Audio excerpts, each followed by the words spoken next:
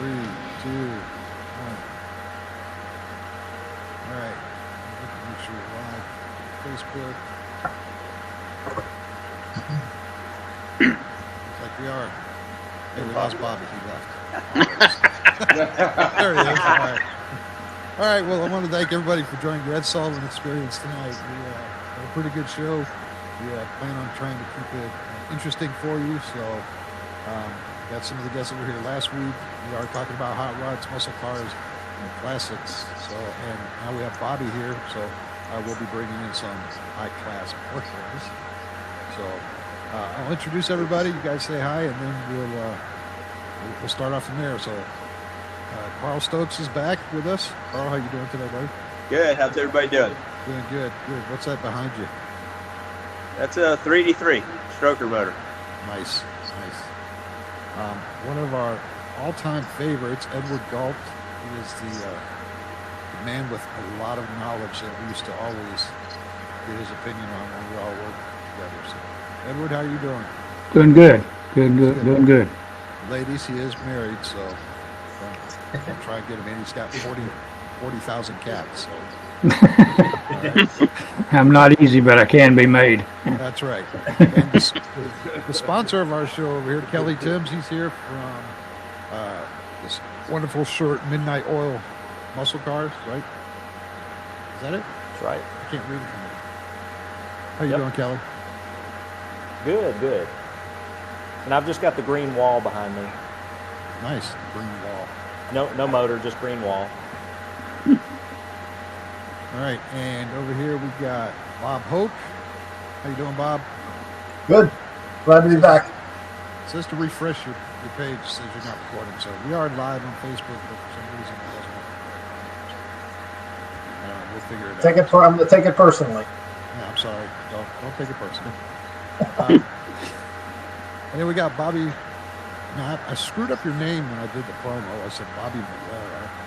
And that's all right. Varela. So, sorry. Bobby's our Porsche expert. How you doing, Bobby?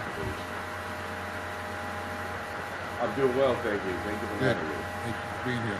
Nice to see you. And it's also said your recording failed too, so I don't know if it's just the names of Bob's or what.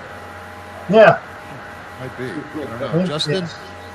Justin, I'm back. here. How are you doing, Justin? Good. Glad to be back. Thanks for having me. Doing awesome. I'm glad you're back too. And then, of course, my uncle, John. Hey, y'all. How you doing, buddy? Doing well. How are you? Good. All right, so last time we did get some comments that we were kind of boring. I don't know why, because we're not. So I did make some questions this time that I'm going to ask you guys, and you can answer them whatever you want. Don't be polite. You guys aren't polite when we're off the camera, so you need to be polite now. Yeah, but we're not always. Yeah, just be yourself. So We just didn't want the FCC after you, Ed. I mean, they'll never find me. I live on an 18-acre farm in BFE, Tennessee. They'll never find me. okay. All right, so one of the first questions I had was, this is one that I've actually had people ask me this before, so what is a total frame-off restoration?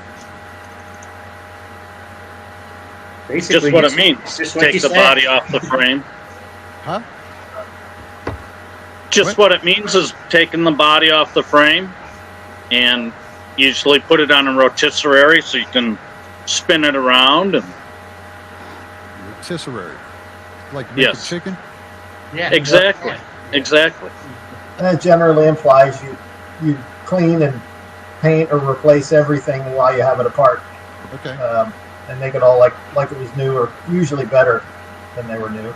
Yeah. So a lot who here's done one? I have. I Except for I didn't use a rotisserie. I kind of did it in my backyard, and I'll have to send you some pictures. But a lot of times when you see a car for sale, you'll see body off restoration. Correct. And just because the body was off, a lot of people in their minds are thinking, hey, you know, the body's been off, everything's been done, but that's not always the case. So, Right. you know, when you do a body off restoration, I mean, you are getting into the details, and you want to make sure you do it right. Taking the body off is not fun. I mean, in some cases, depending if it's a coupe, a hardtop, or convertible, you know, you want to make sure everything's braced. You want to be careful how you lift the body off the frame. I mean, you don't Hey, wanna- now we're live on Facebook. Sorry, guys. For some reason, it didn't go live till just now. Oh, okay. So we're going to go through it again. We're going to go through it again real quick, and just so everybody on Facebook knows what the hell we're doing here. So Okay. it's the Ed Sullivan experience, and yes, we're trying to make it a little more fun tonight, but somehow I screwed up again and didn't hit the actual "Let's Go Live" button on Facebook. So that was my fault. So again, we're talking about hot rods, muscle cars, and classic cars. We got Carl Stokes is with us again. Hi, everybody. How you doing? Edward Gault Hey, is our resident, knowledge guy, knows everything. Kelley Timms, the sponsor of our show tonight for Midnight Oil Muscle Cars. Bob Hoke from Bob Hoke. Yeah, that's pretty much says it all. Bobby Varela, he is our Porsche specialist. So he's our resident rich guy that we love so doing? much. Thank you. You're welcome. Thank you. Justin Whitten, he's back with us again. He, Thanks for had having all me. those cars that I posted last time. And then my Uncle John Zick, of course. So, Hey, all right. So we were right in the middle of talking about rotisserie chicken. No, wait a minute. Yeah. We were talking about frame off restoration. Sounds delicious. So where were we now? Oh, okay. Yeah. John was talking about, you know, someone asked, your question was, I don't know if it went live, but what is a frame off restoration? Correct. Basically, you know, John said it like it was. That means basically you take the body off the frame.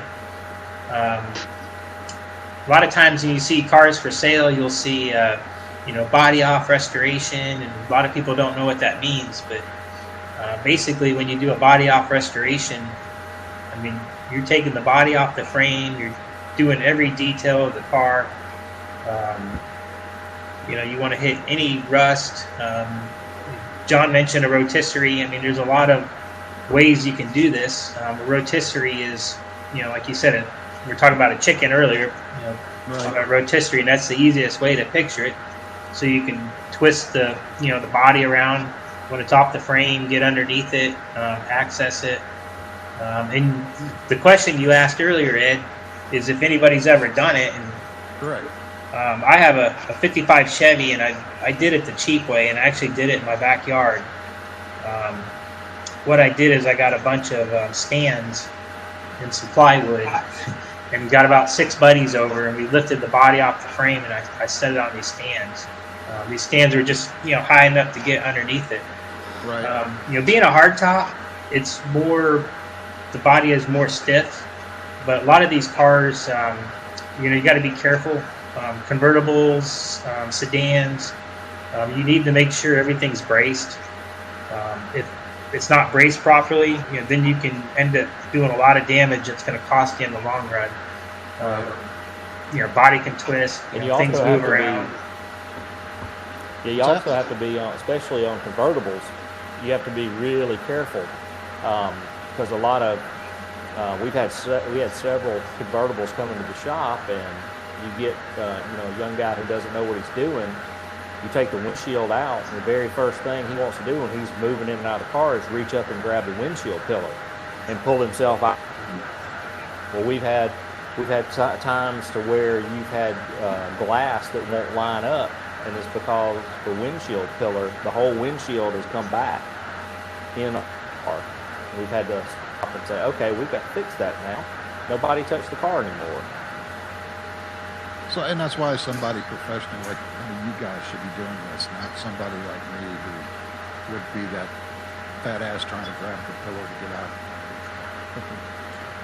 Kelley, the other thing you want to know too is with is time. This is the other thing that people miss completely. Somebody thinks that if you're going to do a frame off, especially if you're working a 40-hour job, you're looking at anywhere from 2 to 3 years to do it right. You just don't do these overnight. That's the other thing that people, they're like, oh, I'm going to do a frame off, and they get way in over their head because they just because of time. So that's something else to really consider. And space, that's the reason why I have this large area that I have, is so that when you're going to do a frame off, now you basically have two vehicles. You got the body off, and you got the frame separate. So you've got to have the space for it. Yeah, that's kind of what we just did. We bought this trailer for my daughter to move up in, and we had to move to our property, and we said, okay, well, grandkids and stuff are going to be living there, so we kind of did a frame off. Basically, we gutted the whole thing, and so we bought this thing for $1,000, and now we're $20,000 still into this. And we thought, wow, we get way in over our heads. I mean, we had no clue, but we're getting close to being done, so I was like, what you're saying, Ed, is kind of like classic cars. I mean, a lot of people will buy something cheap and will say, hey, I could fix this thing up pretty easy and make a buck, and it just doesn't turn out that way. I mean, by the time... I've thought about that. I've said the same thing, but I know, after talking to you guys and after actually being in that business and stuff, that there's no way. I mean, by the time you buy the parts... You love it. What's that? If you got to do it because you love it. If you can work on it, sometimes you can keep the dollar amount within reason. But most people that think they're going to make out like bandits find out they aren't. Especially if you have to start paying somebody $100 an hour to do some of these things, and the next thing you know, 500 hours is gone, and it's not even close to done. Right. So, yeah, I know.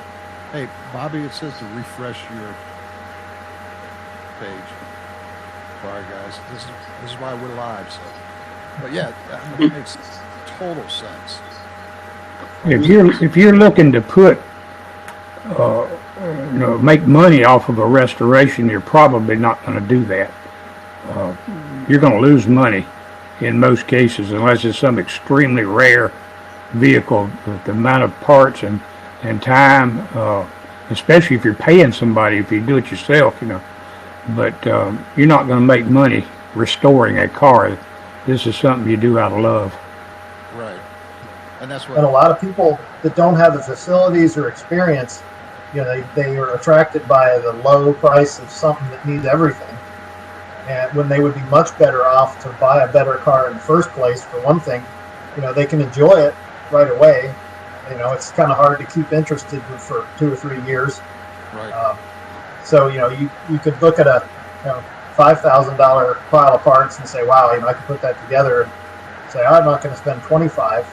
But oftentimes, most people would be better off buying the better car. Or, take something that isn't quite so exciting, like you can have a lot of fun with a four-door, or, something that's a little offbeat that isn't quite such a target for the dollar hounds. Well, John, that's kind of what you did, right? You didn't do it yourself. Right. Streetworks out of Waukesha did it, and the body, it's a Model A coupe, and so that was all done on the rotisserie to do the floor pans, do the bottom of the floor pan, and then the frame was built on a frame table. Because I've got 32 Ford coupe or 32 Ford rails under it that's been Z'd out, and how long did it take for them to do that? It took about 3 years, but it could have been done a lot sooner. But I could only afford anywhere from $1,000 to $2,000 a month, and like Bob said, 100 to 125 an hour, that adds up quick, and there isn't a lot of work done for that amount of money. Right. Yeah, people just don't realize the amount of cost involved in doing something like that. And again, it's like Justin and everybody would say, you got to love it. In order to do it, you got to love it. Yeah. So how do you convince kids these days to want to do something like this? Well, the easiest way to convince a kid to do this is take them for a ride. You got to take them for a ride in the car and just let it eat. You know, it's the look on a kid's face, man, when you're just letting it go is the best. Yeah, you know, with the sound and, you know, those old cars are just nothing like the new cars. I mean, like we talked in the last show, I mean, you have to drive these things. I mean, you're not holding your cell phone in one hand and texting. I mean, you're driving. And if you're doing like what Carl said and, you know, you're really getting on it and the kid's in the car and they're seeing you're driving this thing, you know, it definitely draws an interest. Totally agree with that. Yeah, I do too. I wish there was are there programs or something out there that I don't know if there is. Actually, there's a lot of programs, not as many as there used to. I mean, with me being on ARMO, which is affiliated with SEMA, we had this program called Take a Kid to a Car Show. Basically, what we try to do is we get the youth involved, taking them to car shows, you know, letting them get in, sit in, you know, take them for a drive, you know, just to get their interest going. Even some cases, you know, that's up in Wisconsin. We have the vocational schools along with the high schools, the students learning in high school, the body work and engine building. You know, they have the car shows right at the high schools on the weekends. And that's really attracting a lot of kids too that way. Well, yeah, a lot of the body problem is shops. they took that out of the schools. That's the problem. Right. There's a lot of these classic car shops that are taking, you know, students or kids right out of high school as interns. You know, they start them out sweeping the floor, and absolutely, you know, eventually have them follow the mechanics around, and, you know, let them turn a wrench and just see if they have the passion. And, you know, a lot of times, you know, these guys will make a career out of it. That's what we need these days. I mean, to keep the classic cars going, and, you know, they got to take over. We won't be around.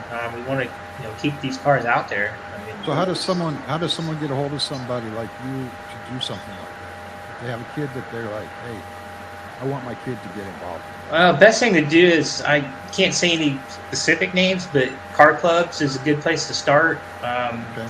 The old-fashioned, get on and Google it. You know, if there's any kids listening or watching, I mean, Google. I mean, everybody knows how to use a computer. I mean, and one of the things that we used to do is we were at the drag strip every, you know, Saturday night, Friday night, and Saturday nights. And, you know, sooner or later, you probably find somebody there that, you know, you strike up a conversation with, you know, and the next thing you know, you're just kind of hanging out. You know, so that's another good resource for finding that kind of thing. Local cruise-ins are good. You know, you think about it, if you go to a judge show, the owners are very intent on the judging, but a cruise-in, it's a wide variety of cars, and they're not so worried about, you know, everything being perfect and every speck of dust, and they're just there enjoying their car, and they'll talk. You know, that's one of the things we've all joked about. It's not hard to get a car guy talking about his car. So that's probably some of the best way to get an education, is just go see what these people have done and what intrigues them, and then form your own opinion of what interests you, I would say. Right. Yeah, that's great. Hey, another thing is local dirt tracks. I don't know if anybody's ever been to one, but if you want to see some excitement, if you have any local dirt tracks in your area, when you're sitting there in the grandstands and when you leave, I mean, you are literally covered with mud, or not mud, or dirt. I've got one like 10 minutes down the road, and I haven't even been yet. All right, what's funny, Ed, is when you go, you're going to see all the people that are sitting usually like in the front of the bleachers, they're all going to have blankets. And when I first went to one, I was wondering, it's like, it's not even cold out. Why does everybody have blankets? Well, when those cars come around the track, I mean, they take those blankets and they lift them up. And then some people just stand there, you got, you know, dirt in their teeth. But, I mean, these are real guys racing, too. I mean, they're guys like us, you know, just normal guys that do it on the weekend. And, Right. fights break out. I mean, it's just so entertaining. So that's a good event for the young to go check out and get them interested in racing and classic cars. Yeah, I'm definitely going to have to go check that out. Hey, Justin, Yes. does Armo still have the scholarship program for kids Yes. who are interested? Okay. Yeah, and they're actually, So- they're actually improving it for 2021. Best place to check that out is the SEMA.org. They love to sponsor the youth. I mean, that's the whole point of Armo, is just to get the younger kids, invested in classic cars. The market, not necessarily classic cars, but a lot of these kids are into the Supras and the WRXs and the foreign cars and the Toyotas. Yeah, the Fast and the Furious cars. Yeah. I mean, basically just the automotive market itself. And that's great. So plug away. I mean, yeah, if we have places where we can send kids, if their parents or those parents or whatever watching this show, and they want to get a hold of somebody, you said they can go to SEMA, right? SEMA.org, there'd be some information on there. So yeah, that's perfect. So that's really good. Yeah, we need to get our youth more involved in stuff like this. I think our country will be running a little bit better if we did that. All right, so next question. Best car for a hot rod? And I know Well, there's no I'm way all partial. you guys are agreeing, so. I have the Model A. To me, that's the best hot rod. It's But because of watching is it because watching you have American Graffiti. one? Okay. Watching American Graffiti, that was my big draw. Okay. Yeah, that was. Yeah, I was wondering, is it just because you had one, or what was the reason? Yeah. Justin, what? Well, I would have to say, I mean, everybody knows the 57 Chevy. I mean, I'm not a big fan of the 57. I have a 55 myself, but Right. the 57, everybody I think knows what a 57 Chevy is. You see the fins, so that would be my choice. Okay. Mr. Hoke. Yeah, I would say 50's kind of the big boxy cars. You can't go wrong with 55, 6, or 7 Chevy as far as they're recognized and available. Okay. Carl.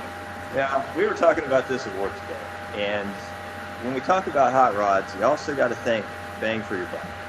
All right, so is anybody going to be able to go out and buy a 57 Chevy or a 69 Camaro? Probably not. No.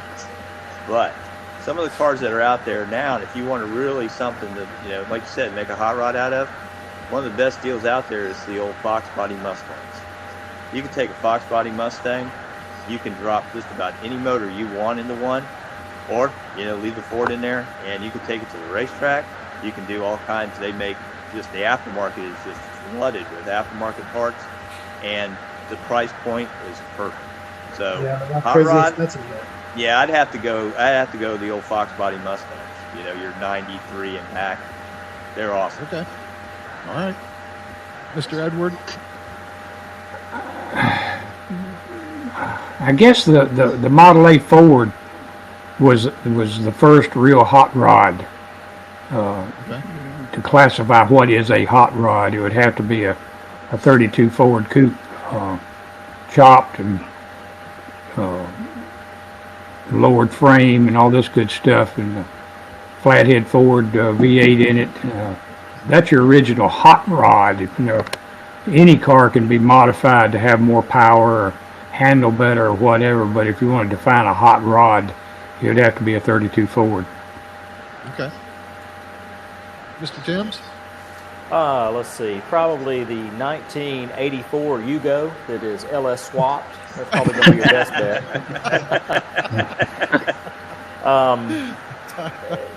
No, I think I've seen a couple. Let's see. Probably 73 to about 79 Novas I've seen that you can pick up relatively inexpensively. And you can still shoehorn some power into those. And oddly enough, I've seen a couple people here recently that are taking and doing coyote swaps and Fairmonts, of all things. Really? Yeah, you remember the 79 Fairmont, you know, and they're taking and they're doing coyote swaps and LS swaps and, you know, getting 800 horsepower in a Fairmont, and, you know, that's already a light car anyway, so. But yeah, Fairmont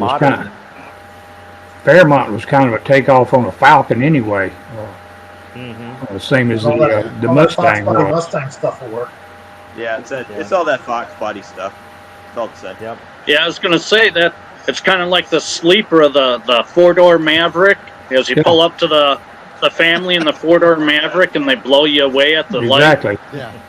The Maverick was I a don't know if Falcon. you've seen what these guys are doing now, but you know the guys that are running around with the 24-inch wheels on the Monte Carlos and the Impalas and stuff? Well, those guys now, there's somebody out there making a set of drag radials for those 24-inch wheels. And we were watching guys ripping out 10-second quarter miles with these cars. It's ridiculously fast. That's hot rodding. I mean, that's somebody's idea of, you know, taking something and making it go fast. Yep. Exactly. Now, you wouldn't catch me dead in one of them, but hey. Yeah. Well, I'd asked Bobby what his was, but he's gone. So I think he had some computer issues. Hopefully he'll be back. He's got the link. So, all right. What's the coolest looking muscle car? Oh, that's easy. 69 Camaro. That's right. Hands Easy down. for you to say. I don't know if everybody's going to say that. Well, Kelley might. Yeah, exactly. I mean, come on. I was going to say 70 Camaro. See, and I'm going to go Mopar. The old 70 to 72 Roadrunner Chargers. Those, I mean, they were heavy as hell. But I think the body lines on those are very, very cool. They're good looking. Yeah. Edward? Well, the 68 Charger was the best of them all. Hands down, taillights, 68 all the way. All the Charger. What's your opinion on that, Edward? I'm going to be off the wall, but I kind of like the Studebaker Avanti. Yeah? That was a cool car. I mean, it was just... Definitely different. It was definitely different. It had a lot of power, a supercharger. It was... you couldn't mistake it for anything else. Right. Right? Justin? Well, if we're talking about muscle cars, you know, I'm kind of like John, probably a Mopar fan. So I kind of like the Cudas, the 70s style Barracudas. Right. You know, the body lines are awesome, and it's so cool to say a 446 pack. Yeah. Absolutely. I mean, those, you know, the Hemi, you can't beat a Hemi. I mean, they were built back then, way back then, and they're still talking about them today. So obviously there's something good about them. So that would be my choice. Right. Bob? I thought a lot about this one. Gremlin, right? That was not one of that I spent much time thinking about. I have a 7442, so I was tempted to say that, but I think I'm going to say a 67 GTO. It just has nice car. every angle on a 67 GTO, whether it's a convertible or a hardtop sedan. There's not a bad angle on that car, and they worked great in the first place. So I'll throw that one out there.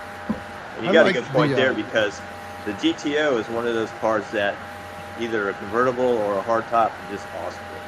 Yeah, you get some of these cars, you take the top off, and it's like, oh, that's just good. Yeah. But, yeah. What about the Mach 1? Yeah. Nothing wrong with the Mach 1, especially with the 428. Love that Mach 1. Yeah. And even the 71 to 3s, those things have really gotten popular and valuable in the past few years. Kelley, I know we just assumed you were going to say Camaro, but... Well, you know, my first car was a 71 Mach 1. And, you know... It was yellow, right? The giant, bright yellow with black stripes, and, you know, had the long hood and, you know, the flat back window where you could grow tomato plants if you had to. You know, it's kind of like a greenhouse back there. Tomato But, plants, huh? Yeah, man, the window back there was almost I'm flat. sure. Is that really what you were growing in there? Wink, I don't wink, think nudge, so. nudge. Yeah, Justin wink, grew up in a nudge, different nudge. part of the country. Yeah, now that's no problem. Tomato plants. Yeah, But I always, that's what we call them. yeah, on those line of cars, I always thought that 71 Boss 351 was really cool. Because it was, I think if memory serves, it was faster than a LS6 Chevelle, and I'm trying to remember what else. One of the Pontiacs, it was supposedly faster. Now again, that's going from back in Hot Rod in '71, so who really knows? But Yeah, he's back. I always thought that. Always thought that was kind of a cool. The Judge. I had a 72 Chevelle. It was a big block Chevelle. It was an SS. It was an original SS. Yeah. It only had the 402 in it, but it still ran pretty good. And one night I made the mistake going up against a Cougar Eliminator, and I'll tell you what, man, I never saw the taillights disappear so fast in that car. Gee, man. But that was a good looking car. Was that Cougar? That So- Eliminator? Yeah. So Bobby, you're back. So Yes. the question was, muscle car. What is the best, coolest looking muscle car to you? Coolest looking. I really like the Eleanor. I think that is like a really cool made up car. And I had a customer that bought a retroed one. It was, I don't know. I don't remember the configuration, but it had fake side pipes. We made them real. But the car was really cool. Hey, Bobby, Right. you want to explain what an Eleanor is, just for the people that maybe haven't seen the movie or don't know what it is? All right, so it's the Boss Mustang, right? I don't remember which engine was in it. I only remember from the movie. So anybody can It would have been a chime in and help me 67 out. fastback, right? Yeah, we know it was a Mustang. It was just Yeah, 67 Mustang fastback with the Eleanor kit on it. Yeah, what they said. That's probably my favorite American muscle All right. car. Cool. Classic. Of course, that brings us back to Kelley's car and us talking about those Mustangs, because I think I'm right that of course that Eleanor came from Gone in 60 Seconds, the remake, but the original one was I think a 72 or 3, right? It was a 72, The one that that's they right. trashed so bad. Yep. I think it was a 72, and they had changed it to look like a 73, if I remember the story right. Yeah. So it's and kind of funny it's- that they changed it. Yeah, and if you've never seen that original Gone in 60 Seconds, it's definitely worth it. Make you want to go buy a 72 Mustang. Yeah, and That you jump can't it. afford to buy right now. And especially listening to the chase scene in high definition Yeah. with the surround sound. That's right. So along Hey, that lines, guys, what would be your favorite paint color for one of these cars? Red. Just red? Okay. Bright Candy red. apple. Fire engine red. Candy apple red. Yeah, I'm with Bob. Hands down. I like red and white. Both my cars are red and white. I just like red. Can't beat it. John, Blue Gordon? Pearl. Well, yeah, I went candy green on mine. I'm pretty partial to that.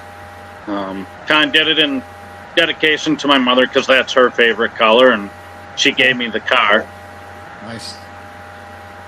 Bobby? Yeah, candy apple red. Yeah, definitely. Yep. Porsche just Carl? came out with a cherry metallic for their new electric car, and it looks very candy apple. It's really pretty. Electric car. It just I know.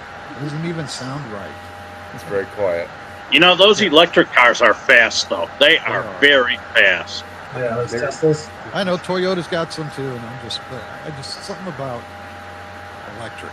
Well, I think 5 years from now, I think probably most cars on the street are probably going to be electric. So you might want to Yeah. hold on to your gas vehicles.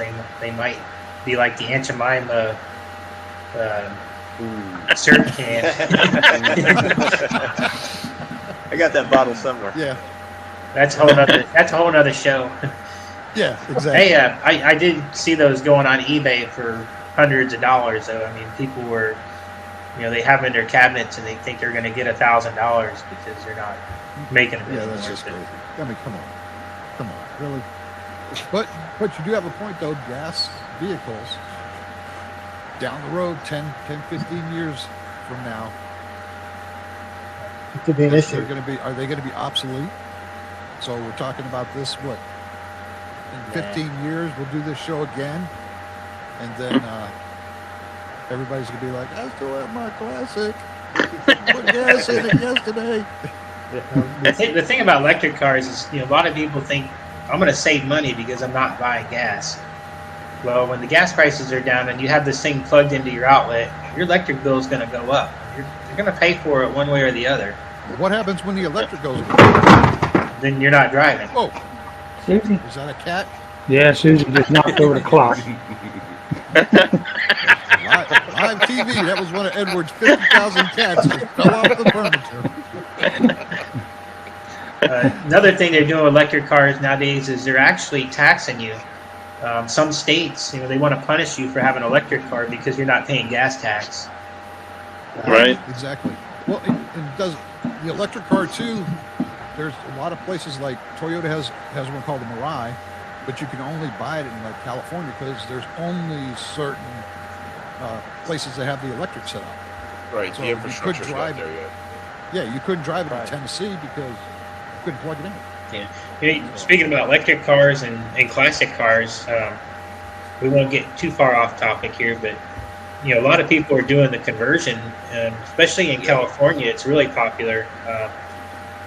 There's benefits of doing it. I mean, in California, it's really not important over here, but you can drive in the hub lane over there, which is a big deal. Right. With the electric car, they get special tax breaks, but they're making these electrical engines that look just like an LS or a small block engine, but it's all compacted into one, and the torque that these things put out is just unreal.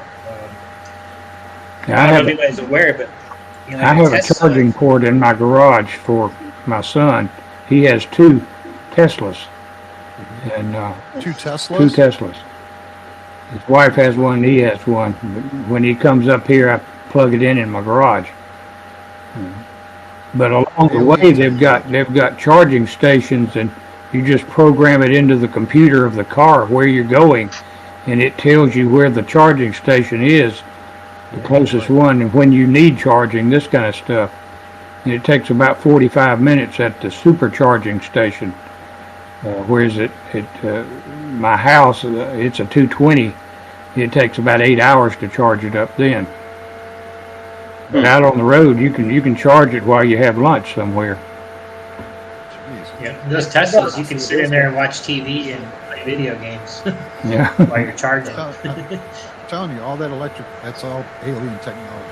That's another show. I got a funny electric car story. If you're looking for funny stories, Yes. a friend of mine, really good guy, wanted to buy a little car for his family, and he was intrigued with electric, and he wanted to buy a Nissan Leaf used, and he researched it, and I guess they got better in I think 2012. And so he really did his research, and the best one he could find was in West Palm, and we're in Central Florida. About what would you guess? That's 150 miles to West Palm. It's about a 2-hour drive. Right. Yeah. So anyway, a Leaf doesn't have the range to get from West Palm to where we are, and so we were in negotiations of how he was going to go down and get this Leaf and head north, and you were trying to figure out where I would have to go get him with my tow dolly to get it the rest of the way. So I don't know. I guess that's a grumpy old man story, but I thought that was humorous. That's everybody in this room right now. Yeah, right. Okay. So yeah, we're in good company. But I thought that was a funny situation. I was more than happy to help him, and he ended up buying one locally, but just made me chuckle. All right, well, let's get off electric cars because I really don't want to talk about it. Okay. Go back to the paint, Carl. Yeah, You now never say what you think. paint. That's kind of an interesting question because I'm one of those guys that's like I'm good with just about any color, but I'm kind of like with Bobby. Some of the factory colors you really can't go wrong with. You know, and if you're looking to do a paint job on a car, if you're going to do a paint job on a car, look for that in a factory color, because then you can go down if you ever have to read it. You know, got to match it up and you canvas the car. You know, like on that truck that you saw that I gave you the picture of, that's that Right. blue-green effect, and that's off of a '94 Corvette. So, you know, there's a lot of really nice factory colors out there, but my favorite obviously is going to be blue. You know, I just, you know, if I could paint all my cars blue. Okay. Edward, what's your favorite paint color? For a hot rod, I'd say red. That's your resale red, they call it. Right. You can't go wrong with red, but there, there's a lot of other nice colors, and certain colors match certain cars, and I agree with the factory colors too, because if you see a car that's painted different color than that came from the factory, you see it, you notice it right off. This ain't right. Right. And some of these new Corvette colors they've got, that this blue color, it looks like petty blue or something. I don't care for it at all. But it just don't look right. Right. A lot of people do like it, but it just don't look like that. It came from the It's factory. unnatural. Yeah, it just ain't natural. Especially for a classic. Yeah. Right. I've got a '65 Corvair that's evening orchid. It's a real light purple color that they only made 1 year where I made it, because it faded like crazy. But it's a beautiful color, and it looks right on the car. Yeah. Right. And that was the factory color on the car? Yeah, oh yeah. You could get it on Chevelles and Novas and the big Impalas. You could get it. Even Pontiac had it. You could get it on a GTO or a Grand Prix. Buick had it. You could get it on Buick, and it's similar to the '57 something Rose Dust or something like that. It's very close to that color, a real mild purple color. It's very rare, because most people that had it ended up painting it another color, because that lacquer just faded unbelievably. Right. They even gave you a certificate. If you bought one new, they gave you a certificate. It was good for $125 to get the thing repainted. Yeah, our paint sucks so Yeah, bad. I did. That's a true story. Okay, well, so here's a thought. Let's just go ahead and get them repainted before we send them. Stupid. Porsche offers paint to sample, so just in case you didn't spend enough money when you a la carte the build on your car, you could spend another $14,000 to $15,000 on a special paint color. I love that. Porsche, you a la carte your car. Yeah, Bobby absolutely. Gilman. Comes with the Grey Poupon. Yeah. Or no, it has a cup holder for the Grey Poupon. I don't think. Damn, I should have went when I went and bought my car. I'm like, you have the a la carte package for my Nissan? You know? I just did a build on the new Gran Turismo. It was $255,000. What? $255,000. More than what I'm paying for my Did you house. say you were building a house there? Or you talking about a house? This is a car show. Yeah, right. Yeah. The car stock was 187, so that's where you start, at 187. No, that's not where I started. Oh, so you're talking about the payments a month, 187 a month. Yeah. I got it. Wow. I might be able to think This is that. why, and this is why I like having Bobby on the show, because it just kind of blows everything we're talking about just way the hell out of here. Takes it to a different level. It's a whole Well, see, I different- started the build, and the car was the base car. The base car was at 79,000, and then I got it up to like 180, and I'm like, oh, that's all right, that's fine, that's a cool build. And then I drummed down a little bit further, and then saw new S, Taycan, all these different nomenclatures, and I'm like, all right, here we go. So then it started at 187. So I figured, let me see if I can get to 300, and I tried to pick every single option I could. The last option was delivery, so I picked delivery in LA, and it was $500. It used to be free. Well, yeah, They for charge for 200 everything and else. something $1,000, you'd think they would deliver it Yeah. free. right? Good I Lord. think. Yeah, but it's quite the car. Kelly, what's your favorite color?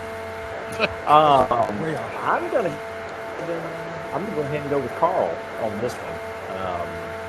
I like Blue? and when I did my '73 Camaro, I went back through some of the old paint chip books and pulled a color from a Dodge D50 pickup truck from 1989, and it's called Fiji Blue Pearl. And when you're looking at it, it looks like just a regular blue Camaro, but when you get it in sunlight, it has some purple pearl in it, which from a distance it looks like a factory color for a Camaro, but on it it flickers and changes. So yeah, blue That's cool. and factory colors. So we're getting some comments on Facebook. Let's see. Jessica Castro said Ford suck. All right. So I just wanted to get this because she's like, well, this will get somebody's attention. So I just wanted to let her know that. Yeah. Okay, kiss my ass. Yeah, there you go. So, Hey, John, what kind of engine do you have in that Ford? Yeah, that's right. Small block Chevy. Okay. Now, Jessica's I get it all the time. so there you go. So we'll see if anybody else responds. I just wanted to get that one out. And now she just responded. That was for you, Bob. Thank you. Feel the love. That was a good starting one. Jessica, Bob said kiss his ass too. All right. So my next question. Let's see. Fast and the Furious, real or not real? Those cars. No. Definitely not real. I mean, The ones in the movie? Yes. The ones in the movie, not real. except for, I take that back, except for the muscle cars. Yeah, those are real, but when you get into, what is it, a Lancer and what's the other one? Supra? The little Japanese cars? Yeah, I mean... Supra and the Volkswagen. Yeah, They- that's right. Yeah, which one you talking, though? There's like 20 I different know. movies. Right? I know. But so none of those cars, you think, none of those cars would be able to do what they did in the movie? Well, they would, but they over-exaggerate it in the movie. I don't think they can do warp speed. Yeah. And originally, Yeah, the they- guy who Well, that's- he was either these the, guys he are was either changing the director or gears. the producer. He was making some of those cars were actually his in the first movie, and that first movie was probably closest to about reality that you were going to Yeah. get. And then we just started going off the He's rails. right. But he actually owned a couple of those cars, and Really? yeah, and that's kind of was the deal with that. He just wanted them in the movie. So some of that stuff could do that, but it just, with movies, everything is always just over the top. Yeah. And that's with the Charger they're running. They shut the pulley off on the blower. Sorry, it just doesn't happen. Yeah. That's a Mad Max thing. Yeah. How Yeah, many people yeah. caught that? Last of the big V8s. Yeah, I mean, and But those movies, though, did get a lot of people interested in cars. That is true. Oh, absolutely. Okay? They really Yep. did. So there's got to be something said for that.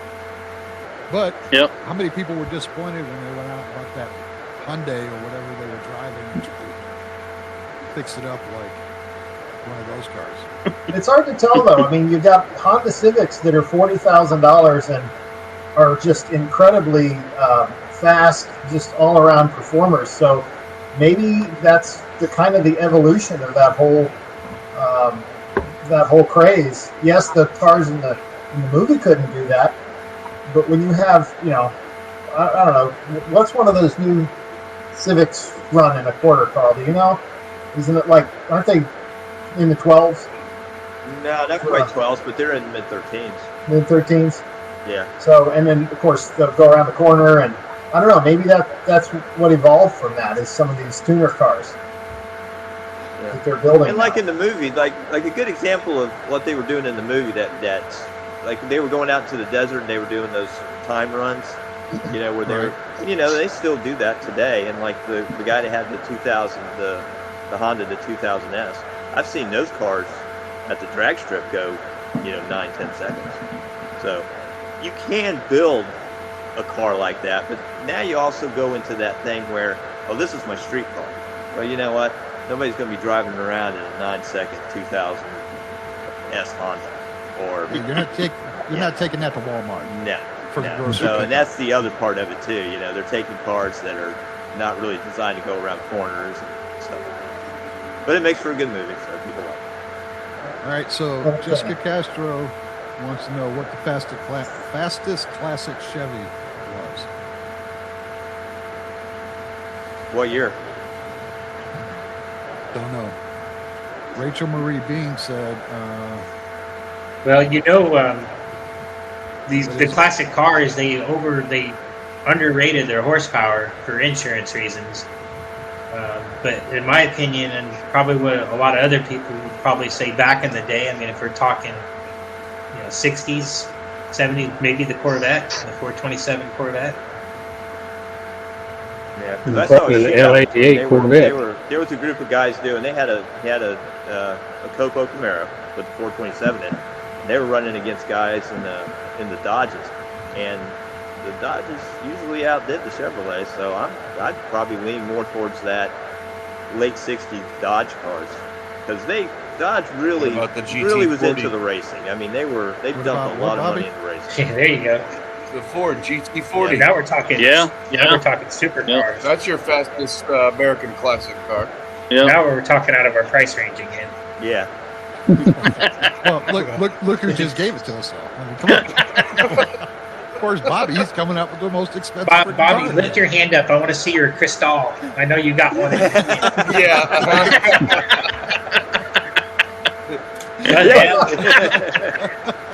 Superior water, or whatever they call it. Yeah. That's kind of a vague question, because I mean, when you talk something from the factory, or like Carl was saying with Copo and all this other stuff, I mean, it could be a million different cars. But GT40 is a good answer, though. I like that. It is a good answer. Beat Ferrari. Yep. Speaking about Ferraris, I think Edward, didn't you own a Ferrari from? Yeah, I had a 308, 82 308. I just sold one. But it wasn't. Of course you did. An 83. I'm not kidding. Last week. It wasn't. Yeah, I was going to say, that's what Magnum PI drove, right? The first one. Yep. But the 82 Ferrari, you have to compare it to other 82 cars. See, back then in 82, nobody had any horsepower to mount to anything. It's true. This thing was like 205 horsepower, something like that. It did okay, but cars today, the Hondas will blow it away. Not in coolness, but in actual power. It just wasn't that powerful an automobile. Sounded good. But, you sure as hell look cool driving one, though. Oh, yeah.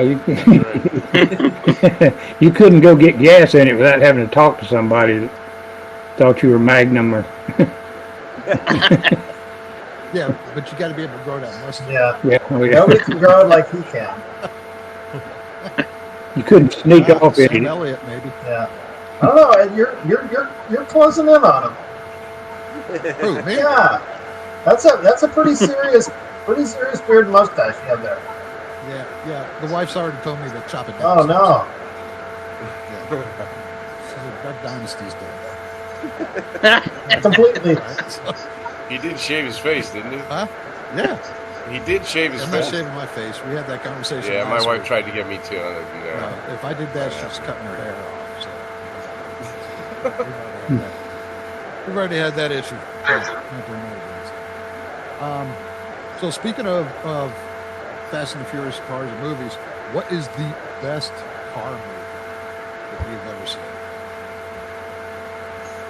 Well, for me, it's American Graffiti. That's why I built my car. It's I don't know. It's got all the classic old street rods in it.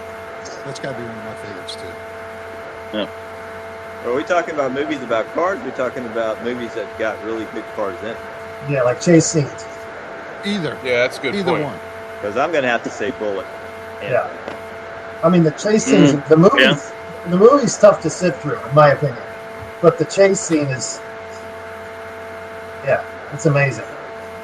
Yeah. I like Gone in 60 Seconds.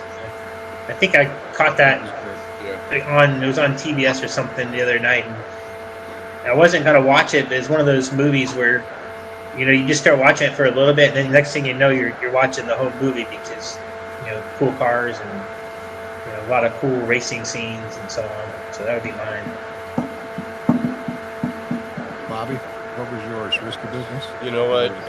It's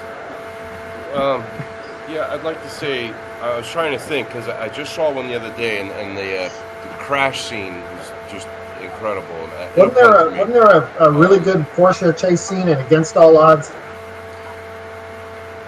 I think it was maybe, yeah, but where you they know, went down Mulholland the Bad Drive, Boys. yeah, Ferrari and a Porsche, I think. Yeah. Yep. Yeah. But you know, Bad Boys had a good car chase scene with Oh, Porsche in it. They did. You Yeah. know, the old one and the new one, there's a lot of production there. Yeah. So Kelly, what about you, buddy? not the best car movies, but Let's see. Probably, I guess more of a classic. There's always two-lane blacktop, and if you move on a little bit into more modern era, the movie Ronin has a great car chase scene in it. Ronin. I haven't seen that in years. Somebody Yeah. just posted Blues Brothers. Yeah. It was a pretty good one. Well, that I movie's tell you, a a pretty classic. excellent chase scene was the one in the first Jack Reacher movie. Yeah, I was just Got going to say that. Chevelle. That's Chevelle. yeah. Yeah. Talk about You wanting got to to make give you Tom go buy Hanks a credit car. because he's the one wheeling the car. So he was doing all his own stunts. How about I think that Vanishing car was Point? really doing that too. Yeah, that's a good one. Yeah. What's that, Edward? Vanishing Point. Oh That's yeah. a good one. That was the ultimate drive-in movie theater car chase. Now, let's go ahead and give our age away. Drive-in movie. People don't even know what the freaking drive-in movie is. They're going to have to go watch American Graffiti just to learn what a drive-in is. I was waiting for Ed to say "Chitty Chitty Bang Bang." I'm surprised nobody said that. But Now another one that everybody what about missed Death is Race really, 2000? If anybody wants to watch a really good movie, is Hollywood Nights. I don't know if anybody has seen that one.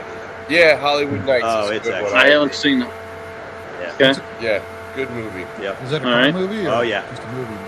Yep. Is it? Yeah, there's a lot of nice cars in that one. I'll have to check that out. There's some interesting stuff in the John Wick. I think that first one, Series. right? Yeah.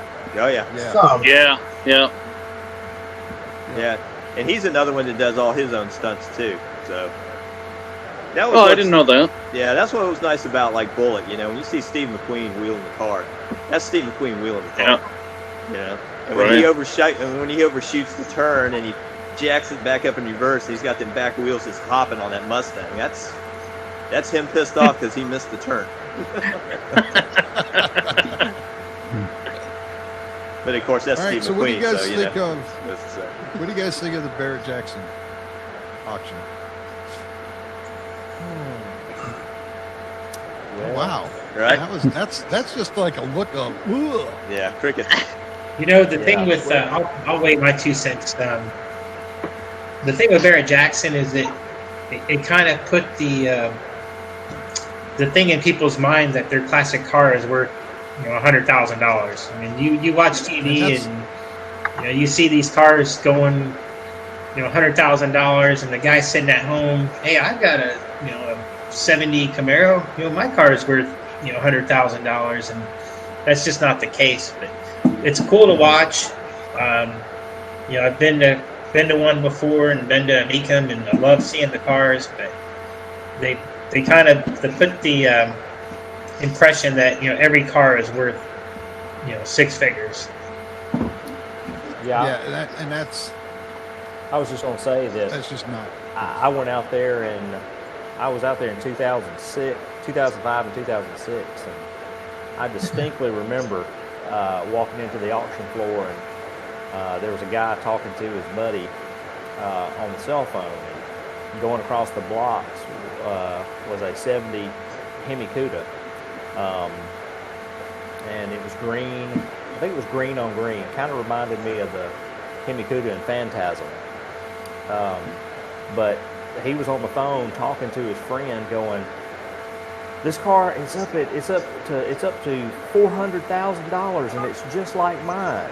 And then he goes, "But I have mine is a 318 with a torque flight." It's like, well, there's kind of a little bit of difference between yours and that one. Yeah. And another thing too with auctions that you got to remember, and this goes for any auction, not just Barrett Jackson. It's buyer beware. Yes, absolutely. I don't know how many times at the place that we won't mention, we get phone calls about, "Hey, I just picked this car up at this auction, and I need I need everything for the front end because everything on it's track." So Yeah, just because it's got a nice paint job on it, buyer beware. You got to look at these cars. You're going to buy one at an auction. I mean, I was going down through some of the tent, some of the cars out under the tents and whatnot, and you'd have, like, say, a 68 Camaro Super Sport. It wasn't a real Super Sport, but it had used emblems on it. I mean, just pitted, nasty emblems, and this thing was going. It wasn't going across in prime time, but I mean, the thing probably wouldn't have sold very well in a car corral at your local car show, but it was terrible, and there was a lot of cars like that.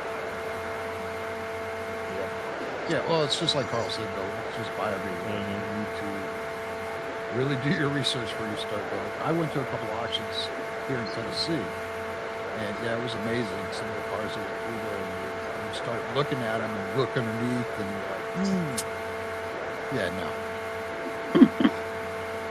But I'm sure there are some good cars there. I mean, I didn't mean to put a bad impression about auctions, but I mean, I'm sure there are some good cars, but like Carl was saying, and you were saying, Ed, just buyer beware. Exactly. And what Barrett Jackson and Mecum do, I mean, their presentation is amazing. It's not so much them as like what Justin said. It's kind of giving people a skewed impression of what what most of them are actually worth. And again, I'm not sure a lot of people realize how significant the ones that are bringing the big dollars are, and what's gone into making them that way. It's entertainment, though. Oh, definitely. What that is now is it's just entertainment. Yeah. So, they put it on TV and everything is hyped up. It's like Bobby's. Yeah. Just like these shows, you see these car shows, and you can build a whole car in an hour. Mm-hmm. So, Yeah, they do it every day. Yeah, didn't we just get done talking about that? Like 3 years or something? Yeah. They don't show what the thing looks like in a year. Yeah, Right. Exactly. So, who's working on any good projects right I am. now? Are you? Yeah, I'm working on a 2011 BMW M3, which really doesn't sound like much of anything. Okay. He's a very good customer of mine, been a customer for a long time, and he's retired. So we were just talking, and he's like, "Hey, what do you think I should do with my car?" And I said, "Well, what are your plans?" "Well, I'm kind of retired now, so I love the car. It's the only V8 M3 they ever build, so I want to keep it." It's okay. I said, "Are you still having a love affair with your car?" He goes, "Yeah, I love it. It's great." I said, "Well, there's a couple things you should do just as preventative, and by the way, there is a supercharger kit that they make for your car." "Oh, okay." 2 weeks later, I get a phone call. He's like, "Hey, I've been thinking about what you said to me. Really want to talk about that supercharger." So, lo and behold, the project's going to be about a little over 50. And it's everything. It's performance, beautification, preservation, and restoration, all wrapped into one, and in 30 days. I did it in 30 days. 30 days. So I'm not done yet. You should be on 30 TV. So the supercharger's in. The treated bearings are in. Full race suspension, full race brakes, even though it's street car, but custom. And then it's getting ready for paint correction and ceramic You have a coat. pit crew working for you? Pretty much. So Jeez. it's 3 guys. Okay. Yeah. So I'm just alternating around and waiting for parts and trying to get everything all together to do it all at once. But really cool project. It's the first project of the year, and all kinds of stuff we're gonna do with it. So we're pretty excited. That's awesome. It'll be fun. That's awesome. Denise Potter said hi, guys. Hey, Denise. Hi. Hello. Well, I'll tell you what, we got something. I purchased a Z06, 2006 Z06 from my best friend, and just recently I sold it to my daughter and son-in-law. And right now they've got it torn apart, and they're doing the cam swap, head swap, all the go fast stuff for it. As if it wasn't already fast enough, we're going to make it go a little bit fast. It was fast. Nice. Yeah, it's going to be real nice when it's all done. Bob, you working on anything? Sure. Have the Z28 that I've owned for a long, long time. That's, this seems like a never-ending project, partially because I haven't been doing anything to it. Right.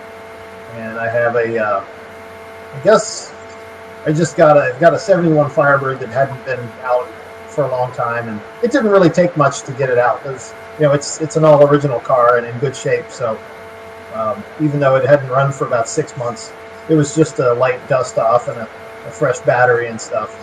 It came right back. It took it about 15 or 20 miles before it settled down, but those were such good cars in the first place that it didn't take much. So it's mostly just maintaining at this point. I have an old Ford pickup that I sort of fell into a couple of years ago, and it's a 1990, which at the time I bought it, nobody really cared.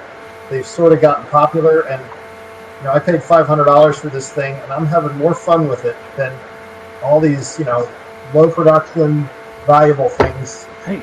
I'm not. Whoa, Jesus Christ, that's good. You need to So watch your that's one of my, damn 40,000 cats. that's probably the most fun thing I'm working on, just because doesn't have to be so perfect. I don't really have any ultimate perfection goal with it. Right. Well, with all this time working at home, you'd think people would be getting a lot of their projects done. Yeah. I actually end up driving it almost every day because it's handy, and I'm not going very far. So if I just need to go somewhere, I'll jump in it and go. So. Right. Cool. Justin, you working on anything? Or? Well, when you say working on, so when you own classic cars, you're always working on them. It don't matter if they're done. I mean, you're always working. But, I'm fortunate enough to where I have a '63 Galaxy, and it's a good driver, and then my '55 Chevy is pretty much done. But stuff breaks, and we're always working on them. I mean, right now the clutch is out of my '55, so that's just something to be working on that. I'm actually going to try to get to it this weekend. Okay. Cool. John, you No, nothing really going on. not burning up yours anymore? No. Okay. I'm gonna take it in. I'm going to put some heat shields behind my exhaust. I'm gonna pull my zoomies off because they're just too loud, and put some heat shields on the cowling to protect that. Okay. Going to any car shows soon, or? I don't know. I've been off work for a couple months now, and it's time to get back to work, so I don't know what I'm going to do. All right. No more of the wife supporting you. Get your ass back out on the road. Yeah. All right. Edward, Sympathy only goes so far. Yeah, exactly. Edward, are you working on anything? No, I've got four Corvairs, so that's job enough to keep 4 Corvairs running. Right. Hey, Edward, tell us about your low mile Corvair. I think that's very interesting. You got to tell us about it. I've got a brand new 1969 Corvair. It's got 94 miles on it. Wow. Wow. 94. 94 Yeah, miles? it's still got the window sticker in the window.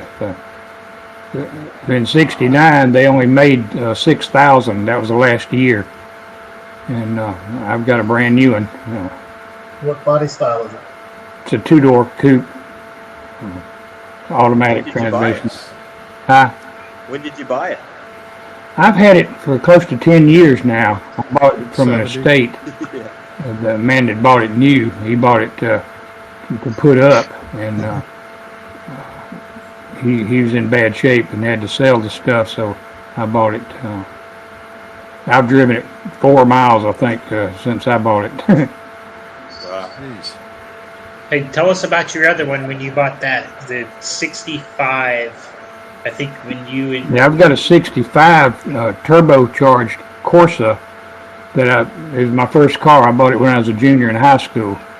I've owned it over 50-something years. And then I've got a '62 Monza Corvair that I restored ground up. You was talking about the frame off. You can't do a frame off on a Corvair because it's a unibody. But you can take the suspension components out and rebuild them on the bench and put them back in. And that's what I did on this. But I've got a Corvair truck, pickup truck, ramp side pickup truck that I drive every day that I restored ground up on it. And I love that thing, I tell you. I use it as a truck too. We haul stuff, furniture, anything needs hauling. We use that truck. That's great. That's so cool. Well, you'll have to send, everybody's going to have to send me some pictures so I can put them on this video once I do my edits, like I did last time. I got some from Justin, John, I had some from Carl. Bob was a little late getting me his, so just didn't make it, but he'll make it on this video. Yeah, Edward and Kelley and Bobby, if you guys have anything you want to send me, we'll add it to this video so when I repost it on YouTube, people can see it. Yeah, Kelley, are definitely. you working on anything other than trying to sell parts to everybody? Yeah. Well, I mean, I still got my Camaro. It's a '73 Rally Sport with a LS6 and a 6-speed. I've just got to finish the wiring and put the interior in, and it should be ready to go. But now I just need that big bucket of time to be able to do that. Yeah, good luck. Yeah, Good right. luck. Nobody has time anymore. Crazy. All right, well, I think that's going to wrap it up for tonight. So I want to thank you guys again for once it came back. Appreciate you guys doing this. Just came, Edward and Bobby. Appreciate you guys being on here. Thanks for having us. You guys Good to enjoyed be it? here. Yeah. Yeah. Hopefully This was a good one this week. Hopefully we weren't boring this What's time. I think you guys did great. So, And I want to say hi to Yeah, I'd like everybody to that's do watching. Thanks for watching. yeah. Yes. And I would like to do this again. So I'll probably do this in another couple of weeks. So if you guys have any topics, particular cars or something you want to talk about, or just any other topics, we can do that. So I think you guys are a good group of guys to actually have on here. This is awesome. All right, so I appreciate everybody coming out. Our next guest, Sunday night, Sunday, I'm doing another show. I actually have a chef. Chef Charles Parker is going to be on the show. And we're going to talk about all things cooking and his restaurant. We were talking about rotisserie chickens earlier on this show. Right. This So is we'll a just cooking add show. that in there. So Come on. exactly. We'll have you guys on here, and maybe we can cook something on a Yeah, engine chicken. Let's do it. So, and then I had a couple people that want to talk about paranormal stuff again. So maybe that whatever you guys want to do, just let me know. I appreciate you guys coming out. Cool. Cool. Yep, it's a good time. Thank you. Thank you. Thanks for Nice meeting y'all. Thank you for the 9 listeners Nice meeting you and too. watchers that have been watching us. So we appreciate it. All right. Cool. Everybody have a great night. Night. You too. Oh, Have a don't good forget, night. subscribe Thank you. to my YouTube channel, the Red Sullivan Experience. And wherever you get your podcasts, you can download this podcast. It'll be on here probably tomorrow after we edit. So All right. Thank you, Facebook world, for letting us do this live. I can't believe you didn't show us off. So that's good. Thanks, Ed. Thank you. Yeah, thank you. Okay. Good. Thanks, See you, Ed. Ed. Guys. Good night. Thanks, guys. Bye-bye. Take care. Have a All good right. night.